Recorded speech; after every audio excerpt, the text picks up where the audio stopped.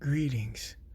This is episode 2 of 70 Christians Beheaded Went to Heaven, but You Are Probably Going to Hell. It's a grim title, but I mean it. Christians are being led straight to hell by their leaders. The reason I started this series is because I feel sorry for Christians. They're giving their heart, their soul, their money to their pastors, but their pastors aren't leading them to eternal life. They're leading them to eternal damnation. We left off on John chapter 16, verse 2.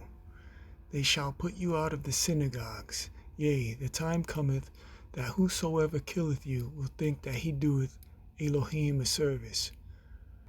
Elohim is also known as Allah. I usually pronounce it in English, but the correct pronunciation is Elaha or Elaha. I've only read the name Allah in English, so when I read it in Hebrew today, it was a pleasant surprise. I want you to see my favorite verse with Allah. Ezra chapter 6 verse 18. And they set the priests in their divisions and the Levites in their courses for the service of Allah, which is at Jerusalem, as it is written in the book of Moses. I found something interesting in an article in the Times of Israel. The name of the article is Arab Inscription Found on the Tower of David Rewrites Ancient Citadels Past. This shows the time period when the usage of Ale was being changed into Al. I find this very interesting. It looks like it took place more recent than I could have imagined.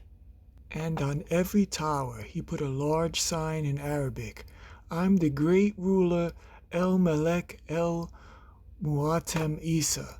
Alongside his name on the stone was the year 1212.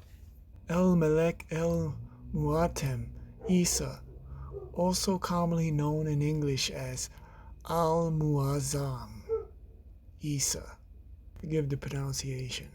Many Christians are committing a grievous sin, blaspheming against the name Allah, blaspheming against Allah. There was a time when the Prophet Muhammad didn't exist. In that time, Islam was closer to Judaism or even Christianity. Let's move on to Luke 21 verse 36. Watch ye therefore, and pray always, that ye may be accounted worthy to escape all these things that shall come to pass, and to stand before the Son of Man. Christians shouldn't have to be slaughtered. We shouldn't be constantly crushed. If you were to serve Elohim in purity and keep his commandments and honor him, then you would be serving the same Elohim as Daniel, who was saved from the lions, the starving lions in the lion den. It's a miracle.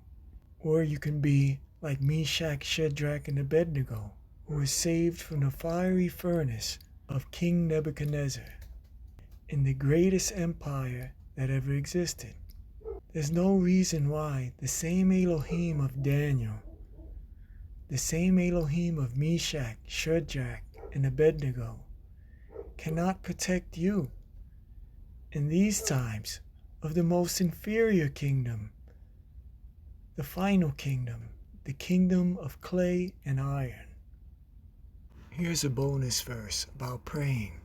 Now, Jesus said that we should always pray, that we can be accounted worthy to escape all those tribulations and to stand before the Son of Man. He also told Peter that by praying he would be able to resist temptation. Matthew 26, verse 41.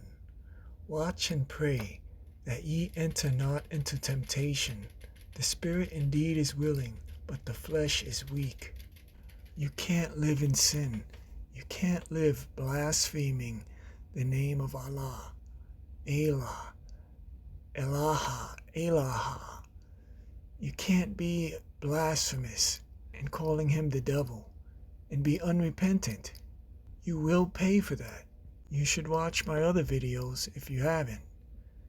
you'll pay for those blasphemies as well. Galatians 6 verse 7.